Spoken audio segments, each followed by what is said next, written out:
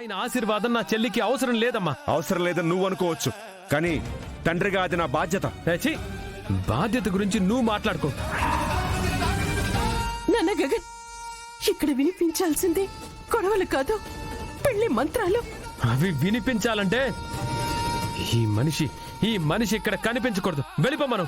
బావా, ఒక తండ్రి కూతుర్ని పెళ్లి కూతుర్లా చూసే క్షణం అది ఆయన జీవితానికి పండుగ బావా.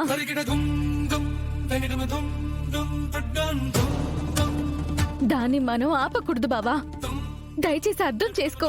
ఎన్నిసార్లు చెప్పాను మీకు? నా బాధ అర్థం కావట్లేదా? మిమ్మల్ని ఎవ్వరూ మార్చలేరు.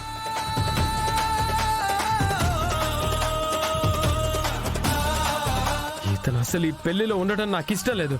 కానీ అమ్మా, నువ్వు బాధపడతావని నేను సైలెంట్ గా ఉంటున్నాను.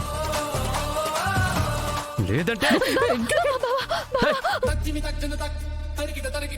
ఇదంతా చేసింది నువ్వని నాకు అర్థమైంది. ఇంకొక తప్పు, నా చెల్లి పెళ్లిలో నీ వల్ల ఇంకొక తప్పు జరిగితే భూమి, నిన్ను జీవితంలో క్షమించను. గగన్,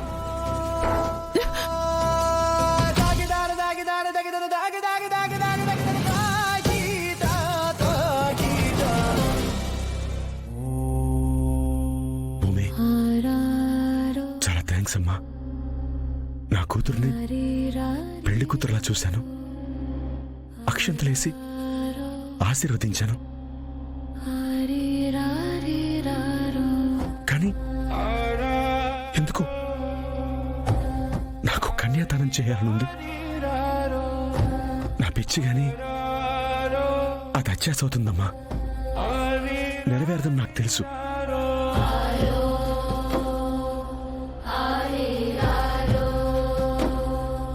నేను ఇక వెళ్తానమ్మా. మీరెక్కడికి వెళ్ళొద్దు మావయ్య, నేనున్నాను కదా. మీరు అత్తయ్యతో కలిసి పూరిని శివని ఆశీర్వదిస్తారు. ఇది నా మాట. భూమి, నా కొడుకు ఒప్పుకోడమ్మా. అందుకే నేను పెళ్లి మండపంలో కొంచెం దూరంగా నుంచుని పెళ్లి చూస్తాను. ఏం మాట్లాడుతున్నారు? మీతో నేను అక్షింతలు వేయిస్తాను, కన్యాదానం కూడా చేయిస్తాను. నన్ను నమ్మండి మావయ్య. అంటే నా వల్ల నీకు వాడికి మధ్య గొడవలు రావడం నాకిష్టం లేదమ్మా. అయ్యో మావయ్య, మాది టామ్ అండ్ జెర్రీ ఫైట్స్. తిడితే తిట్టనివ్వండి మావయ్య. ఆ తిట్లన్నీ నేను దీవెన్లుగా తీసుకుంటాను. నాకు మీరు ముఖ్యం నాన్న. చూడు, ఈ నాటకాలు నా దగ్గర కాదు. ఇలాంటివన్నీ విని విని విసిగెత్తిపోయాను. నువ్విప్పుడు రాకపోతే రేపు నువ్వు నా శవాన్ని చూస్తావు.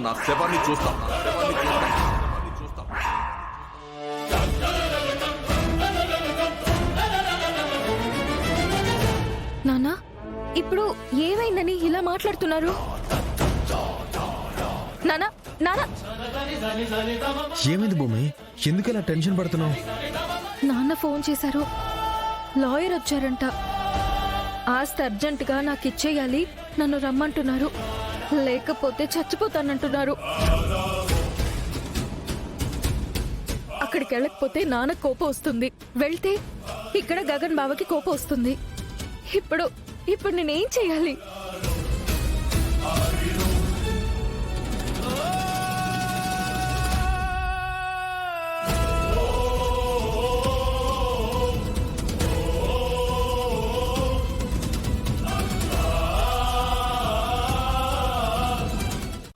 ఏంటది? పానకం ఆచారం. పానకం ఆచారమా? కొంచెం అర్థమయ్యేలా చెప్పు. ఆడపెళ్లివారు మగపెళ్లివారికి పానకం తెచ్చిస్తారు. పానకాన్ని నా పథకానికి వాడుకుంటాను. అదెలా? సింపుల్. బావకిచ్చే పానకంలో వామిటింగ్స్ వచ్చే టాబ్లెట్ ఒకటి కలుపుతాను. బావ వామిటింగ్స్ తో బిజీగా ఉంటాడు. మనం మావయ్యతో కన్యాదానం చేయించే పనిలో ఉందాం. పాపం భూమి, అన్నయ్య ఇబ్బంది పడతాడేమో. నువ్వు మరీ టెన్షన్ పడకు, అదేం ప్రమాదం కాదు. అరగంటలో నార్మల్ అయిపోతాడు. నేను తెలిసి మా ఆయన్ని అనారోగ్యం పాలు చేస్తానా? అర్థమైంది. చూసుకో మరి, ఎవరికి డౌట్ రాకూడదు. అది నేను చూసుకుంటాను. నీ ఐడియాలకు దండం తల్లి. అమ్మ భూమి, నా కూతుర్ని మీ చేతుల్లో పెడుతున్నాను. తన బాధ్యత అంతా మీదే. అలాగే అత్తయ్య. ఇదిగో ఇప్పుడే చెప్తున్నా, నా చెల్లికి చిన్న బాధ కలిగినా నేను ఒప్పుకోను. ఆ? మా తమ్ముడు బంగారం. మీ చెల్లిని గుండెల్లో పెట్టుకుని చూసుకుంటాడు. నాది హామీ, సరేనా? ఒకే ఇంట్లో జరిగే పెళ్లికి ఆడపెళ్లివారు మగ పెళ్లివారు అంటూ అందరూ ఎవరి పర్ఫార్మెన్స్ వాళ్ళు ఇస్తున్నారు. బా, ఎవ్వరూ తగ్గట్లేదు. సరే, పానకం అందరికీ పంచండి.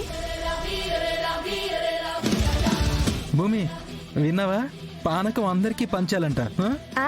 ఆ, అలాగే అత్తయ్య. అమ్మా నువ్వు మాట్లాడుతుంటే ఇప్పుడే వస్తాను. వెళ్ళండి భూమి. వస్తున్నా.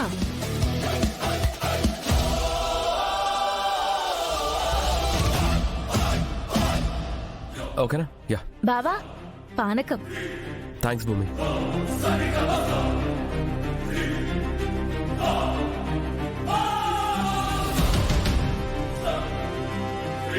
ఏంటి బావా, ఇంకొంచెం కావాలా? భార్యాభర్తలు పాలే కాదు, పానకం కూడా పంచుకోవాలి. తాగు. నేనా? ఆహా, అది నేను బావా టేస్ట్ ఎలా ఉందో చూద్దామని అక్కడే 2 గ్లాసులు తాగేశాను. పర్లేదు, నా బెటర్ ఆఫ్ కి ఈ హాఫ్ గ్లాస్ ఎక్కువేం కాదు. తాగు. మళ్ళీ ఇంటికి వెళ్ళాక మొత్తం నువ్వే తాగో, నాకు ఇవ్వలేదని అడుగుతావు. తాగు తాగు. అలా ఏం అనను బావా, నువ్వే తాగు. షూర్. ఓకే, నువ్వింత మొహమాట పెడుతుంటే నాకేంటి. మా అమ్మ చేత్తో స్వయంగా చేసిన పానకం అద్భుతంగా ఉంది.